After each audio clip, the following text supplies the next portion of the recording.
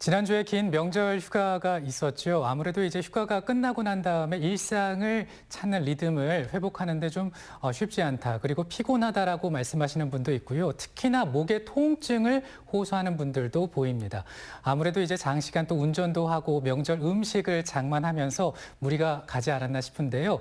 그런데 이렇게 목의 통증을 방치하게 되면 목 디스크로 또 진행이 될 수 있다고 하니까 조심하셔야겠습니다. 오늘 이 시간에는 목 디스크 관리법에 대해서 한의학 박사 최우성 원장과 함께 알아보겠습니다. 어서 오십시오. 네, 안녕하세요. 명절은 잘 보내셨습니까? 네, 덕분에 잘 보냈습니다. 네, 저도 명절 기간 동안 이제 음식도 만들고, 근데 또 끝나고 나니까 갑자기 목에 통증이 오는 것 같은 그런 기분이 들더라고요. 네. 저처럼 이렇게 목이나 어깨에 통증을 호소하는 분들이 많이 있습니까? 네, 맞습니다. 지난주에 연휴가 끝나고 나서 목금토가 병원이 상당히 좀 많이 바빴었거든요. 환자분들이 꽤나 많이 이제 발생을 했다라고 볼 수가 있는데 방금 말씀해 주셨던 것처럼 명절 동안 우리가 장시간의 운전을 하시는 경우들이거나 아니면 집에서 차례 준비를 하시거나 이런 부분들 때문에 통증을 느끼는 경우가 급격하게 늘어난 것들이 사실입니다. 네. 그런데 꼭 이런 이유가 아니더라도 목의 통증을 한 번쯤 느껴본 분들 계실 텐데 이런 증상이 있다면 그 경추 추간판 탈출증인 목 디스크를 의심해 볼 수 있나요? 네, 꼭 그렇지는 않습니다. 목이 그래요? 아프다고 전부 다 이제 디스크라는 그런 질환들이지는 않아요. 목의 구조를 알면 조금 더 설명드리기가 편할 것 같은데 그림을 보면서 다시 한번 말씀을 드리겠습니다. 자, 지금 보시는 이 그림이 우리 목뼈를 나타낸 거예요. 목뼈는 총 1번부터 7번까지 7개의 목뼈가 있고요. 경추뼈 사이에 디스크라는 이제 연골 조직들이 있습니다. 이 연골 조직들 뒤쪽으로 척수라는 신경이 내려가게 되는데 보통 이 연골 조직들이 뒤쪽으로 볼록하게 튀어나와서 신경을 자극하는 것들을 우리가 디스크라고 얘기를 하거든요. 근데 이 디스크 같은 경우는 어느 정도 증상들이 진행이 된 다음에 나타나는 질환이라고 보시면 될 것 같아요. 우리가 일시적으로 한 번씩 목을 삐끗한다거나 아니면 자고 일어나서 통증이 나타난다거나 이런 부분들은 한방에서는 우리가 낙침이라는 단어를 쓰거든요. 대부분의 경우는 한 90% 정도는 우리가 근육과 인대와 힘줄 쪽의 일시적인 문제라고 생각을 하셔도 될 것 같아요.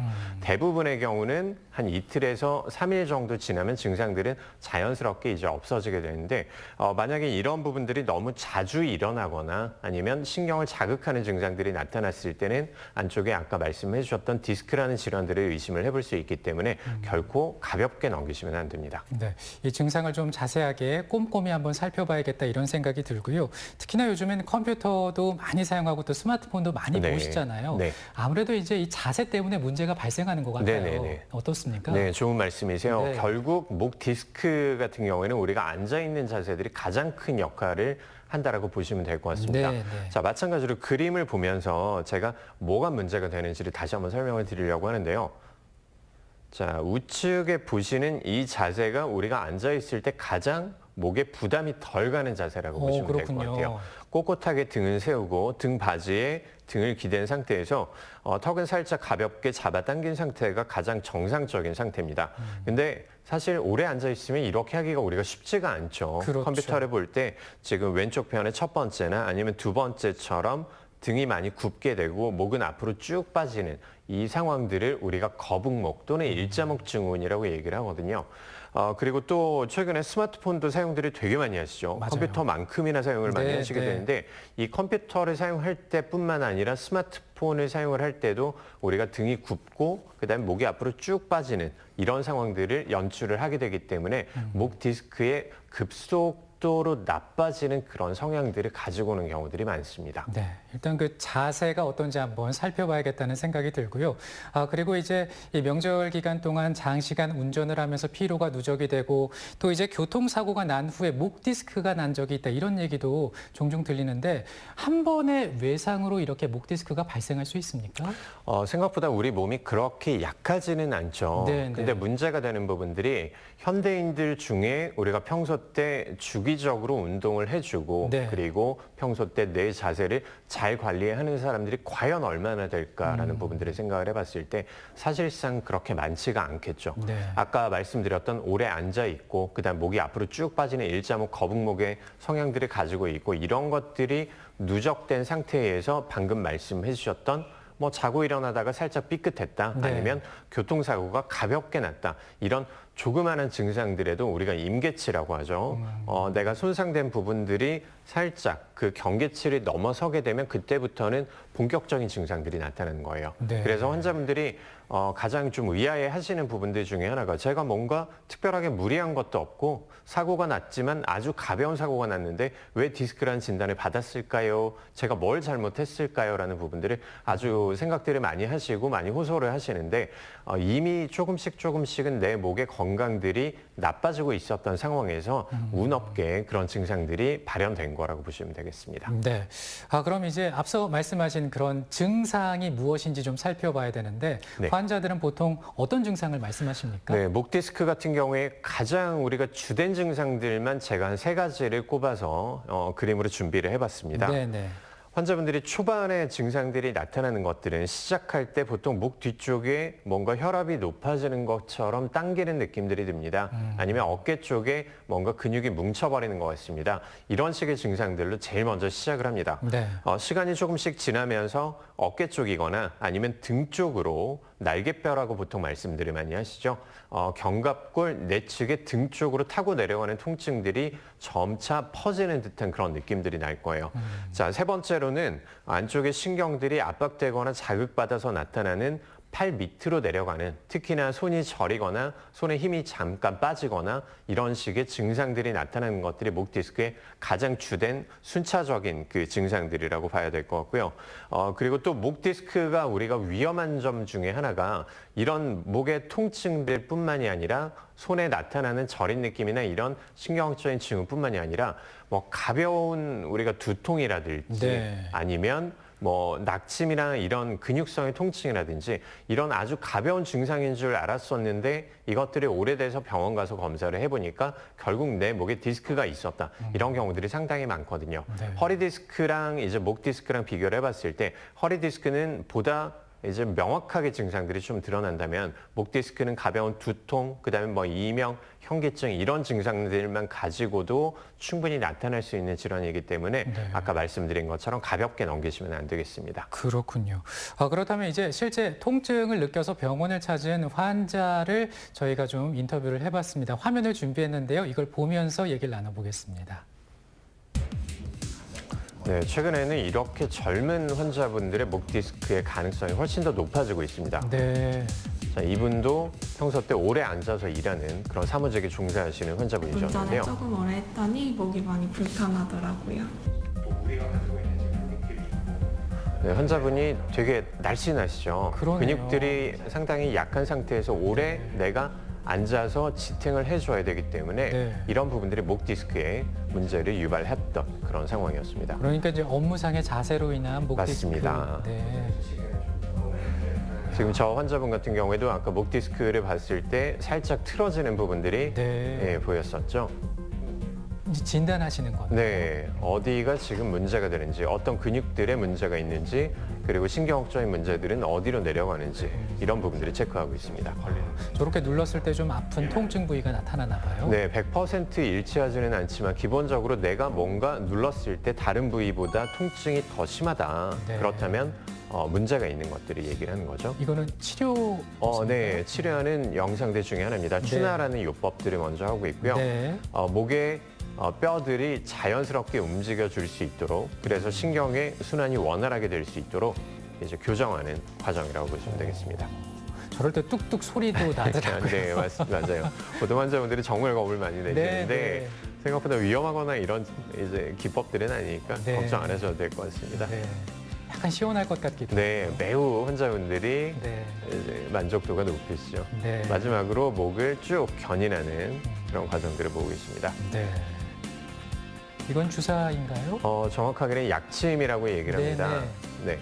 안쪽에 해당하는 근육들의 지금 한약에서 추출한 용액을 주입하는 약침요법이라고 하고요. 네. 안쪽에 염증 반응을 가라앉히고 그다음에 근육의 이완을 도와주는 그런 황련 해독탕이라는 약침을 사용했던 네. 케이스였습니다. 이건 이제 침이군요. 네, 마지막으로는 지금 등 쪽에 그리고 어깨 쪽에 환자분들이 불편한 부분들에 근육에 침을 놓고 있는 그런 상황들이고요. 네. 침을 놓을 때 지금 보시는 것처럼 계속 왔다 갔다 하는 것들을 볼 수가 있을 거예요. 환자분들이 그러네요. 이걸 되게 궁금해들 많이 하시던데 네네. 그 제삽요법이라고 해서 안쪽에 근육이 보통 많이 굳어 있을 때 네. 조금 더 큰 자극을 주기 위해서 방금과 같은 그런 침법들을 사용을 합니다. 그렇군요. 저도 이제 화면을 보면서 저런 증상이 있을 때 미루지 말고 미리미리 좀 병원을 가야겠다라는 생각을 해보게 되는데 앞서 잠깐 진단하는 방법 그리고 치료하는 모습이 나왔는데 먼저 진단법. 우리가 좀 진단할 수 있는 방법이 있을까요? 네. 기본적으로 우리가 가장 정확한 부분들은 엑스레이랑 그다음에 CT, MRI 같은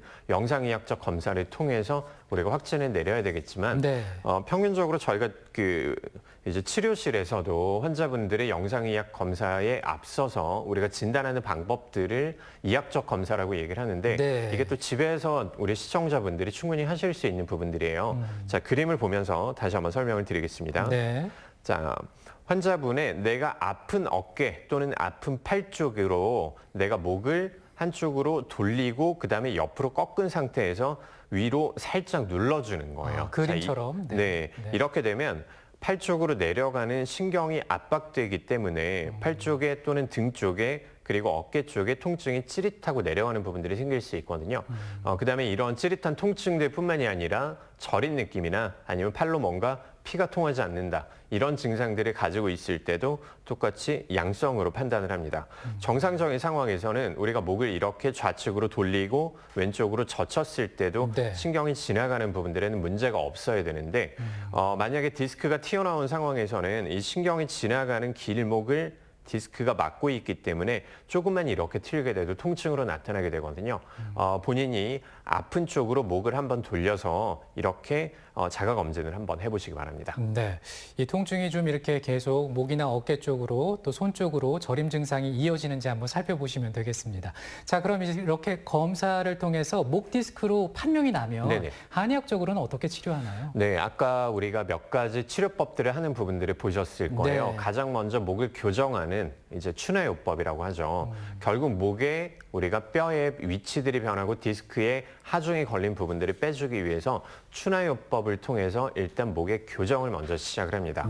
자, 두 번째로 환자분들이 불편한 부분들이나 아니면 근육의 밸런스가 틀어진 부분들이거나 아니면 염증 반응이 심한 부분들은 보통 약침이라고 얘기를 많이 하는데 이 약침요법을 통해서 증상들을 효과적으로 우리가 다스려 줄 수가 있고요. 마지막으로 디스크가 튀어나온 부분들이랑 신경이 손상받은 부분들은 디스크의 부종을 좀 감소시키고 그리고 신경의 재생을 촉진시킬 수 있는 한약요법들을 사용을 해서 마지막으로 근본적인 처치를 이룰 수 있겠습니다. 네, 앞서 말씀하신 그런 방법들로 치료를 통해서 경과가 어떻게 호전이 됐을지 궁금하실 텐데 자료화면 준비한 게 있습니다. 이걸 보면서 한번 얘기를 나눠보죠. 네, 목 디스크가 아주 심했던 그런 여자 환자분을 제가 준비를 해봤습니다. 63세의 여자 환자분이셨고요. 좌측이 치료 전의 영상이고 우측이 치료 후의 영상이에요.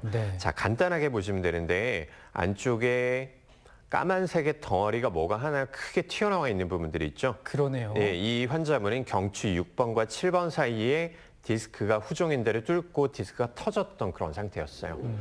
별다르게 특별하게 무리하시는 이런 부분들이 없었던 그런 환자분이셨는데 어느 날 갑자기 아침에 일어났는데 목 디스크가 이렇게 갑자기 시작이 됐던 거죠. 그래서 고생을 좀 많이 하셨던 환자분이신데 디스크가 이 정도까지 튀어나오게 되면 통증이 아주 극심합니다. 거의 대부분 잠을 잘 못 자거나 팔을 쓰지 못하거나 아니면 팔이 저려서 이제 활동을 잘 못한다. 이런 부분들이 많이 말씀들을 하시고요. 자, 지금 우측에 보시면 아까 말씀드렸던 그 추나 그리고 약침 그리고 한약요법들 이렇게 세 가지의 치료를 통해서 탈출된 디스크의 용적이 감소된 부분들이 보이시죠? 기본적으로는 우리가 디스크의 증상들마다 그다음에 환자분들의 여러 가지 변수들을 감안을 해서 치료 방법들 그리고 치료의 기간들을 결정을 해야 되겠지만 일반적인 우리가 목 디스크 같은 경우에는 한 2개월에서 3개월 정도의 치료에도 이렇게 진료가 잘 됐던 그런 케이스였습니다. 네. 근데 뭐 어떤 치료든 완벽한 게 없는데 사실 치료를 받으면서도 걱정이 되는 게 이제 부작용 합병증인데 어떻습니까? 네, 한방 치료는 기본적으로 인체 친화적이라는 그런 장점 때문에 큰 부작용을 걱정을 하실 필요는 없겠습니다. 다만 한 가지 우리가 조심을 해야 될 부분들은 목 디스크 같은 경우에는 아까 허리 디스크보다 훨씬 더 섬세한 조직으로 이루어져 있다라는 말씀을 한번 잠깐 드렸었는데 목 디스크는 치료 시기를 넘기거나 아니면 뭔가 문제가 후유증을 남기기 쉬운 그런 질환들이기 때문에 빠르게 그리고 정확한 진단을 통해서 치료를 꼭 받으시기 바라겠습니다. 네, 마지막으로 좀 간략하게 평소에 경추 건강 예방할 수 있는 방법도 소개해 주시죠. 두 가지만 제가 말씀을 드리고자 하는데요. 앉아 있을 때 자세가 등이 너무 굽지 않도록 한다. 이 부분들 가장 중요합니다. 목 디스크는 결국 내가 등이 굽고 목이 앞으로 쭉 빠지는 일자목의 상황들에서 거의 문제가 발생을 하거든요. 그래서 두 번째 부분들은 목에 문제가 발생을 했을 때 따뜻한 찜질을 해주거나 아니면 평소 때 베개를 좀 낮게 유지를 한다거나 이런 생활 속의 습관들 이런 것들을 꼭 지켜보시기 바랍니다. 네, 자 오늘 한의학 박사 최우성 원장과 함께 목 디스크에 대해서 자세하게 치료법 그리고 관리하고 예방하는 방법까지 살펴봤습니다. 원장님 오늘 고맙습니다. 네, 감사합니다.